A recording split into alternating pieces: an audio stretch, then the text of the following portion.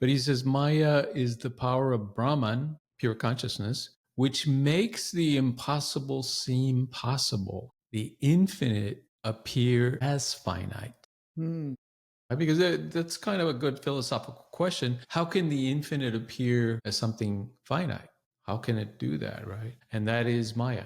That is the work of Maya, let's say.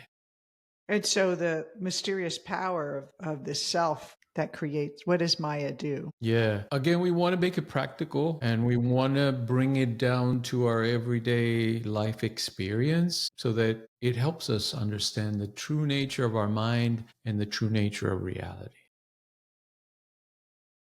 Hello, everyone. Welcome to another episode of Soul Sessions with CreativeMind. We're your hosts. I'm Debra Maldonado. I'm Dr. Rob.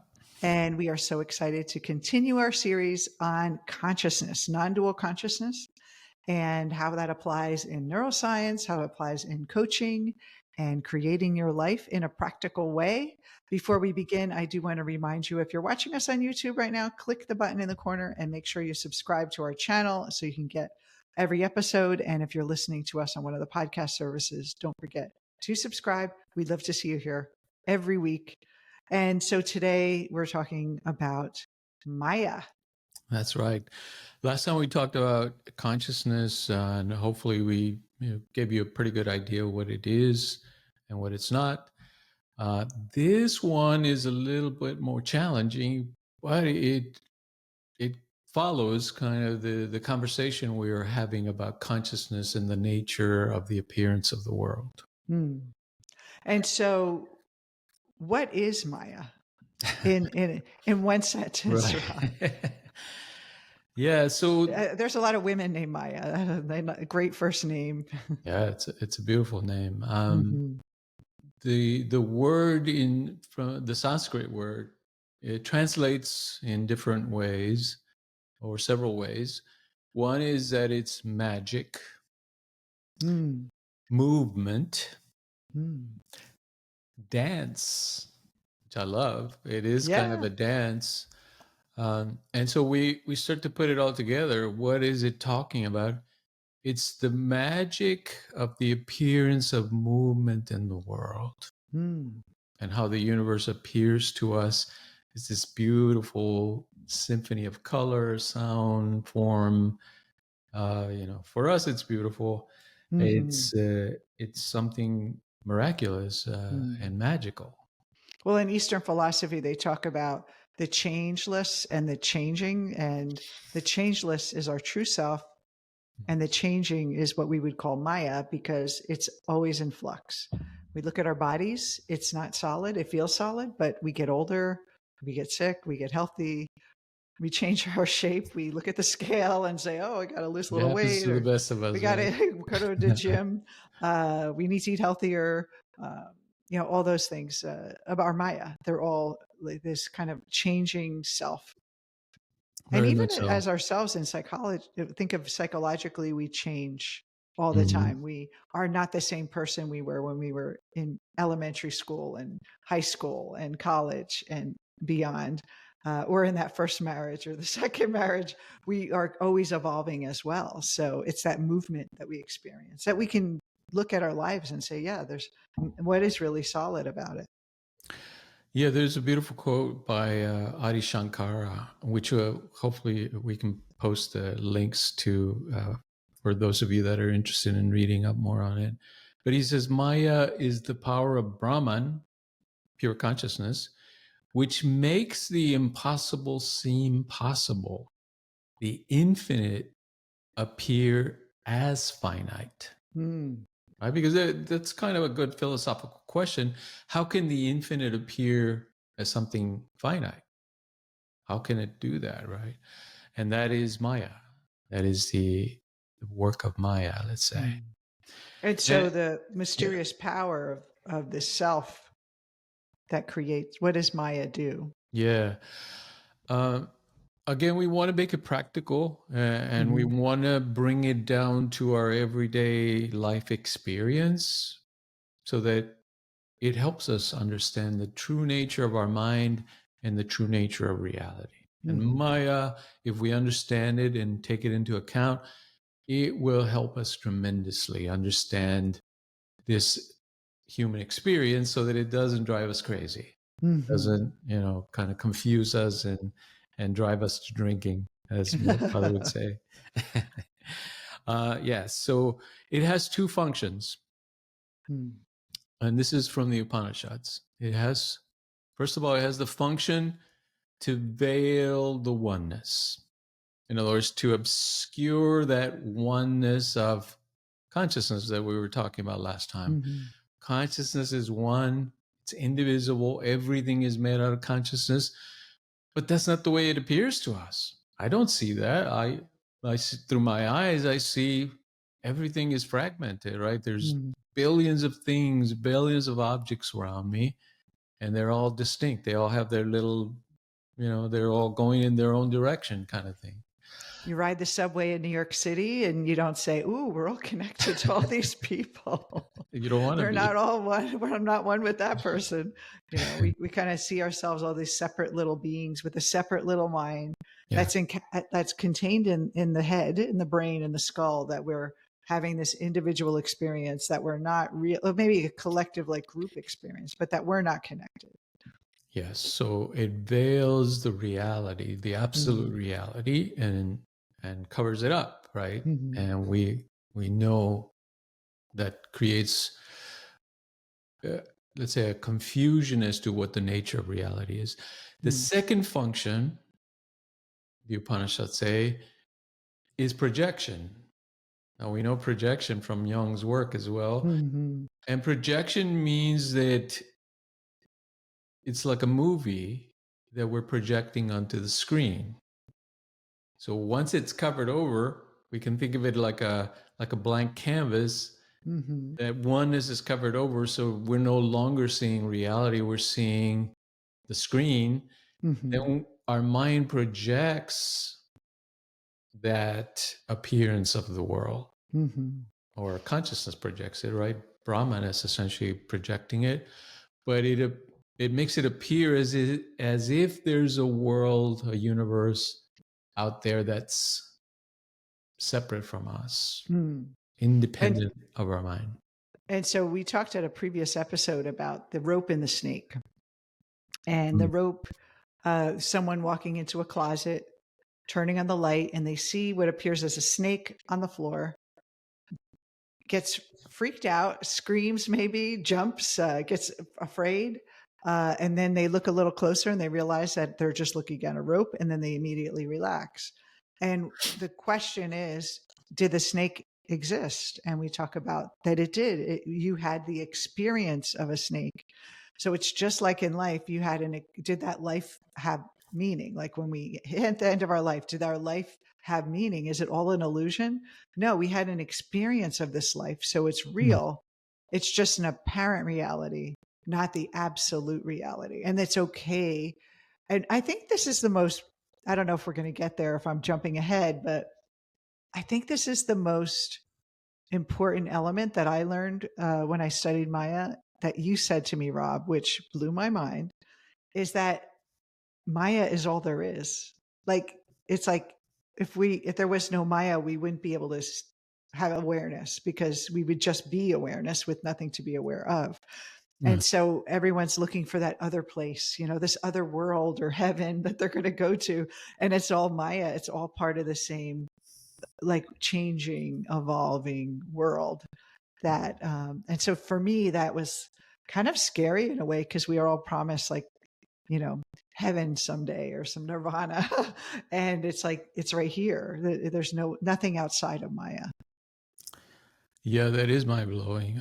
Because when we first hear it, we think, well, okay, if it's an illusion, there must be like a reality behind it, Mm-hmm. and there is. But that reality, that absolute reality, is pure consciousness, and pure consciousness. There are no objects in it. There's no movement. Yeah, exactly. It is that pure awareness. Um, so the idea that this this incredible universe that we see with all these galaxies and planets and stars and moons and and as well as the world, right, of all these people and cities and movement, that it's all Maya. It's an amazing thing. And again, we're not saying it doesn't exist. We're simply clarifying that the way it exists for us is as appearance. Hmm. It is um, as a wave upon the Hmm. ocean. It appears to be separate or um, of Distinct even from distinct the from, ocean. yeah, from the ocean of consciousness, but it is consciousness itself appearing as the world, as the universe. Yeah. I think that for me to understand Maya, another way I understood it, which I think is really powerful, is to think about a dream. We've all had a dream when we remember. Some people dream more than others or recall their dreams more than others. But when you think about a dream, you think about there's this world that's created. It has objects, it has buildings, it has people, it has a narrative, it has like a theme and a story to it. And you have feelings in it, and you have a sense of yourself navigating the dream. And then when you wake up and you like, it could be scary. And then oh, thank God that was just a dream. It's the same qualities as we experience here. And it's interesting that if we can see the dream and we create these worlds and then see this life as a dream, and it doesn't make it take it any meaning away from it. It's just a dream. We can navigate it differently. We can enjoy the world more when we're not so feeling so powerless and so separate from it, that we're actually part of this creative world. Yeah. Yeah. The dream analogy is really useful in this instance because we all have dreams and we dream Mm, every night. And so if you think about your dream, um, ask yourself this: did I experience color in the dream? mm, Most people do. There are some reportedly there are some people that only dream in black and white. mm. Many of us dream in color. So there's color, just like there is in this physical world. Did I experience other people in the dream? Yeah, most dreams contain other characters that we're interacting with. So, very similar to this waking reality. Did I experience sensations like touch and feel, maybe water or air or something that I uh, drove? I drove a car or something like that. Yeah, we experience all those things. So all the things that we experience in this waking state, we can experience in a dream, but we know that the mind was generating all those things. The mind is very much capable of recreating and creating new worlds that we've never experienced out in this waking world in a dream state. In other words, this waking reality, it, it would, let's say, if it wasn't here or if we never experienced it, we could still live pretty much an existence in a dream state, Well, just there's like, people that stay in comas for years and they're yeah, on having extraordinary experiences on the other side. yeah, yeah, because the almost everything we experience, or uh, maybe everything that we experience in this waking state, is a mental experience. Hmm. You know, the brain, neurologically, we can say, is like in a black box. No color, no sound, nothing is coming in except through the senses. The senses feed it information, and it uses that information then to create the world. And it That's mind appears, blowing.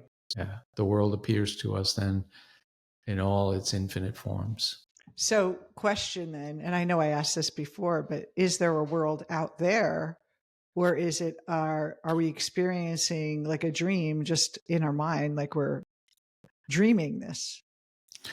That is Maya, exactly. Hmm. That is Maya. That is the realization of Maya. It requires advanced training, of course, advanced Mm. disciplines, or like We're going the deep today. yeah, like the Upanishads say, advanced yogas. Yoga, the original word meant a spiritual mental discipline that is meant to instruct you on the true nature of the mind and the true nature of reality. It wasn't stress management as we take it now, right? Or exercise. Yeah.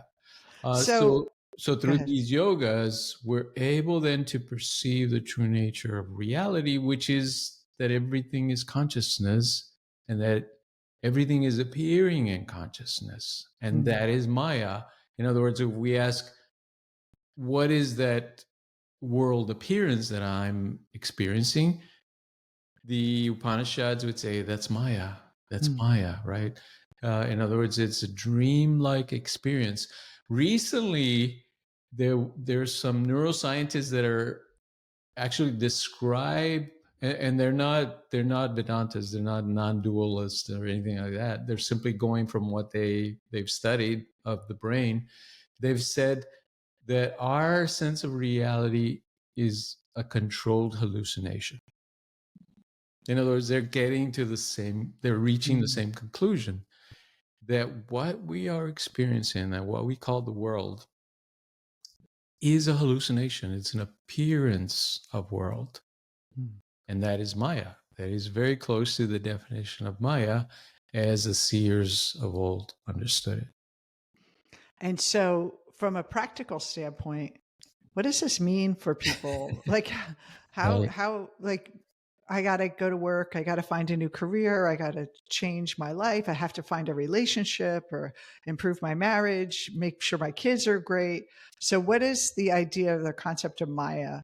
How can it be used in a very practical way for people to operate in the world? Yeah, that's a good question because we always want to make it practical. So think about it this way. If we're out in the desert and we're thirsty, we've been walking for a while, and we see that beautiful mirage, and we see a waterfall with a stream running, right? And we see clearly that there must be water there. I can see it. It appears to me that there's water flowing in the middle of the desert.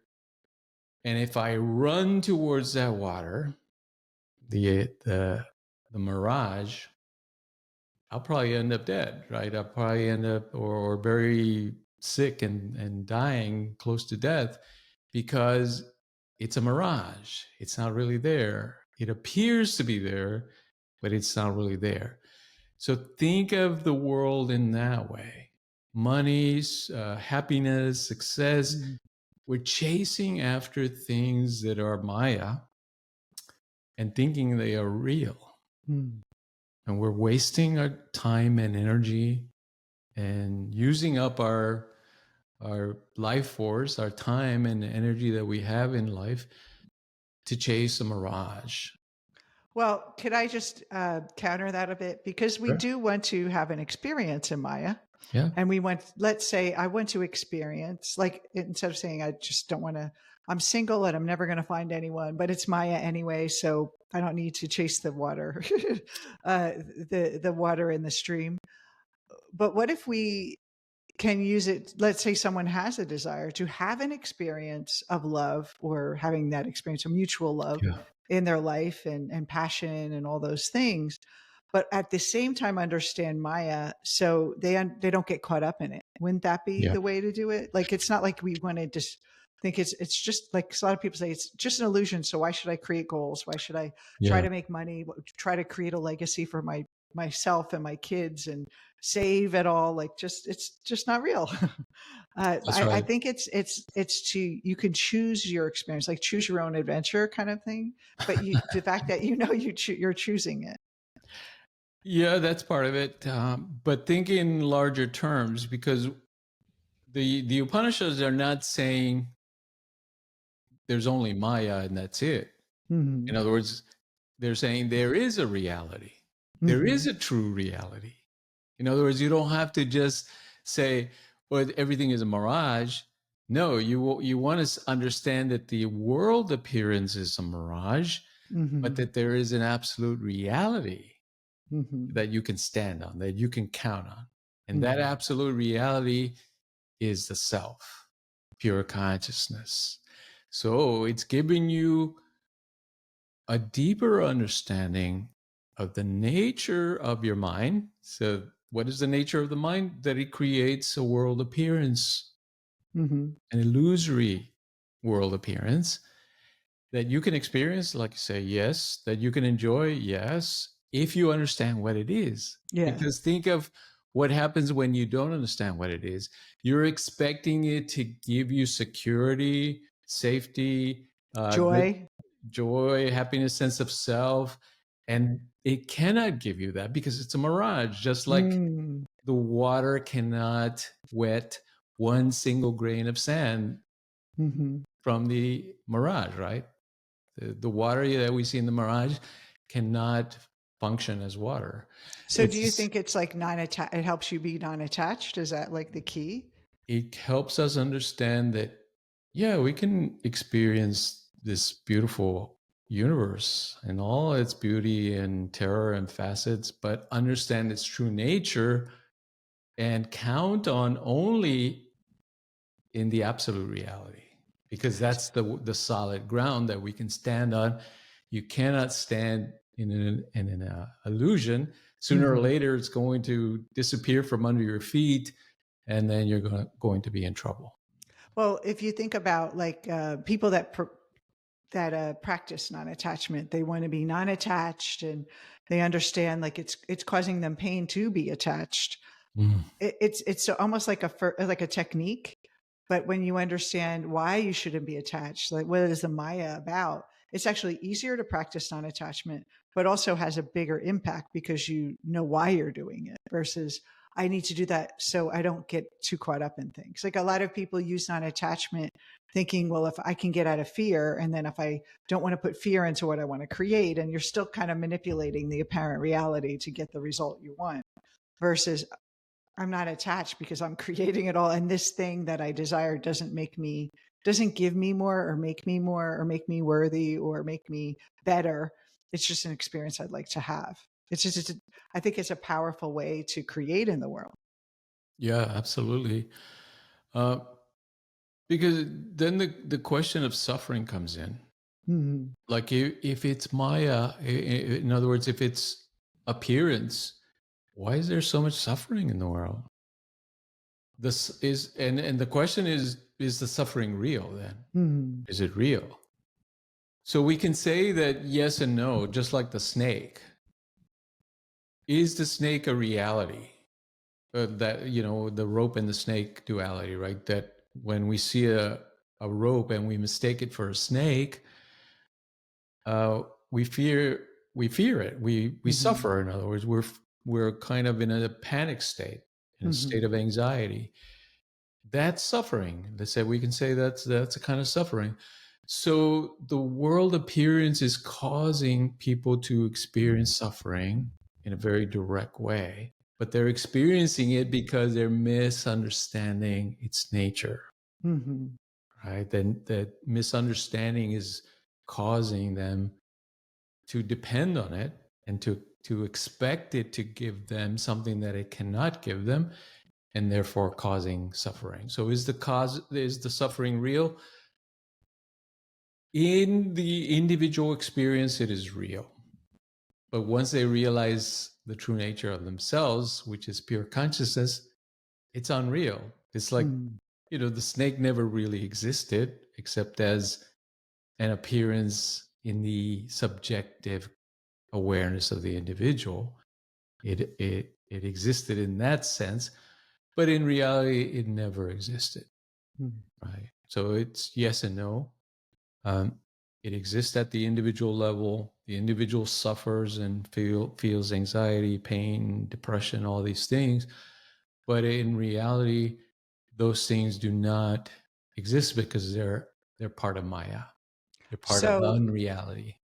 So when you say that the suffering is not as real as it is, so let's, from a practical standpoint, Let's say someone has a terrible experience. They have a bad relationship, a bad divorce. The husband cheated or the wife cheated, either one. Mhm. And there's a lot of stress around the kids and the hurt that that relationship caused. And so we know that the person is suffering. And then maybe it's like traumatic for the person, they thought they were going to spend the rest of their life. So there's all this emotion. So just saying it's just an apparent reality, how would someone approach using the concept of Maya, approach that suffering they feel in an enlightened way so they can be free of the suffering? Yeah, yeah. Well, first of all, they would, let's say, through higher knowledge, Mhm. and that's really the only way to free our mind from the illusion, right?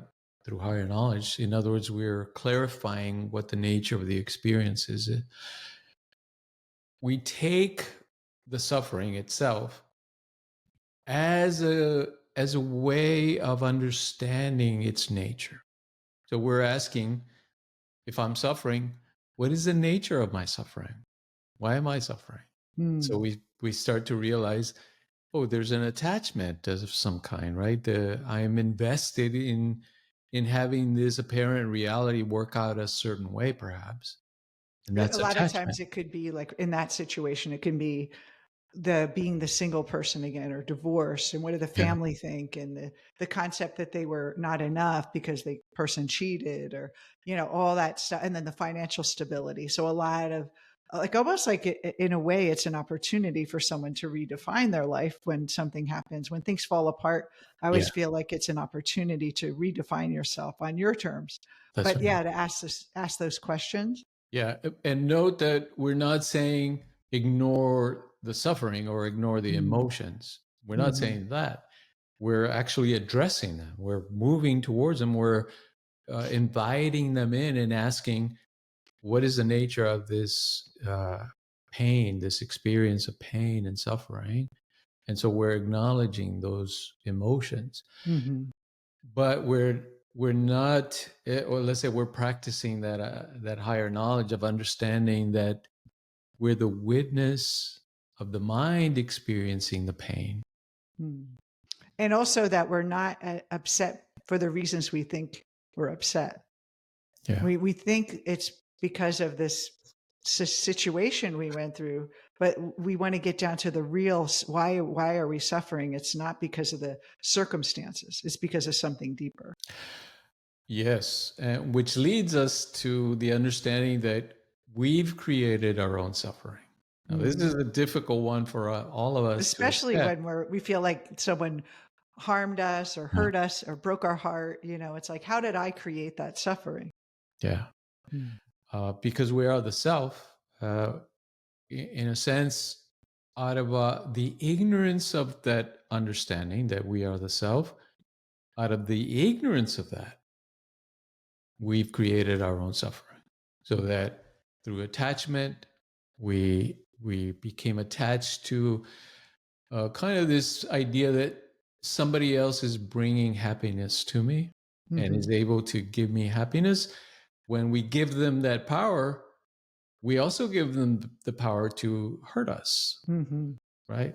And so Mhm. we're the ones creating our own circumstances by Mm. doing that. Like no one can hurt us without our own permission. I That's hear right. that a lot. Yeah. And so, yeah, so I think I love that. Understand the nature of reality and then ask the question of what is the source of my suffering, and really just even just if you could repeat, I'm not upset for this reason and I think I'm upset about, like it's not this circumstance, it's something else. And how can this be an opportunity?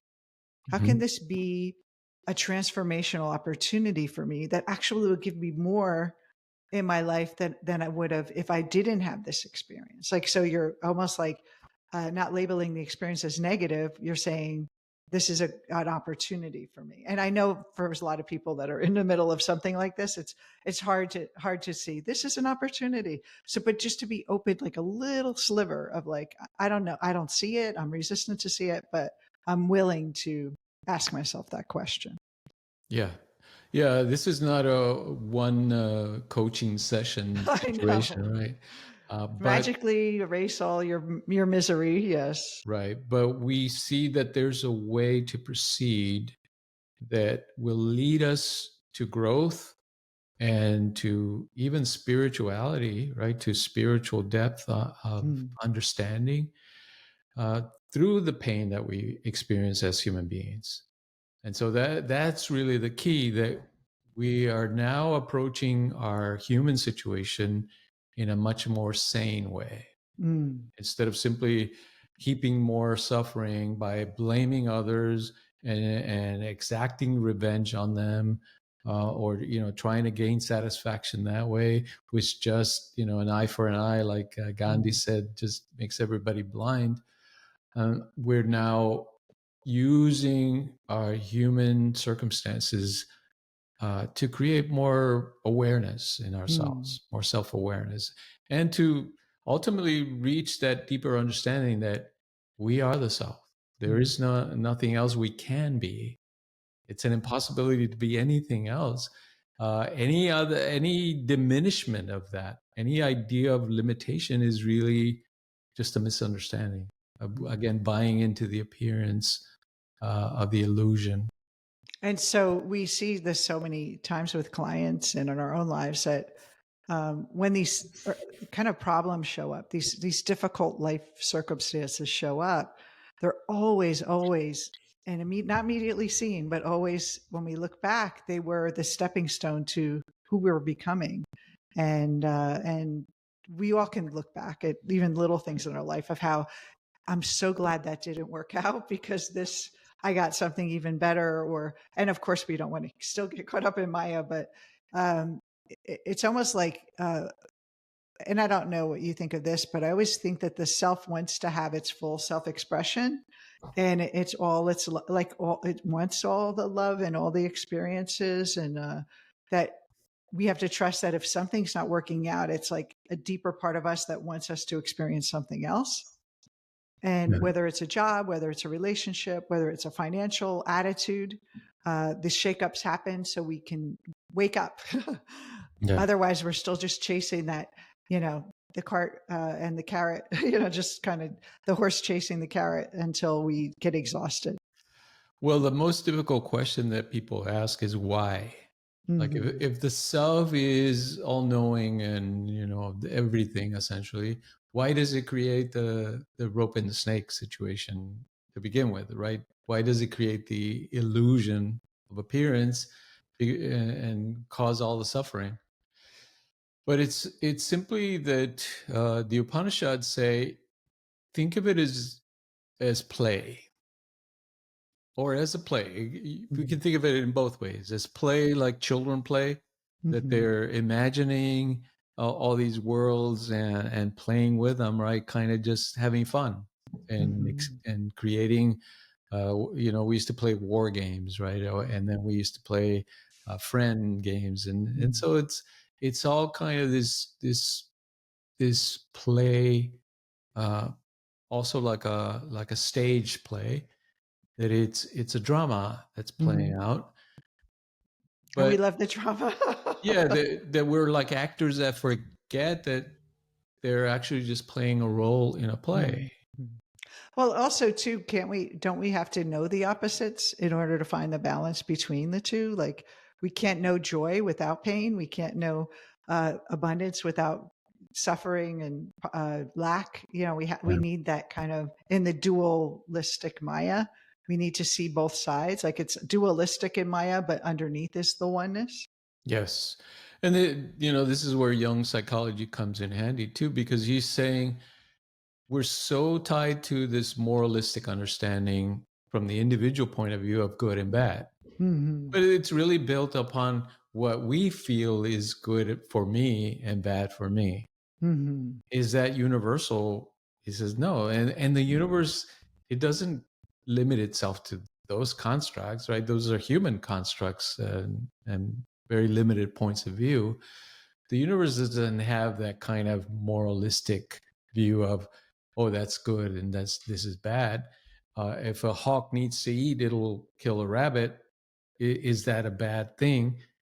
It's a meaningless argument to see it from that larger perspective, right?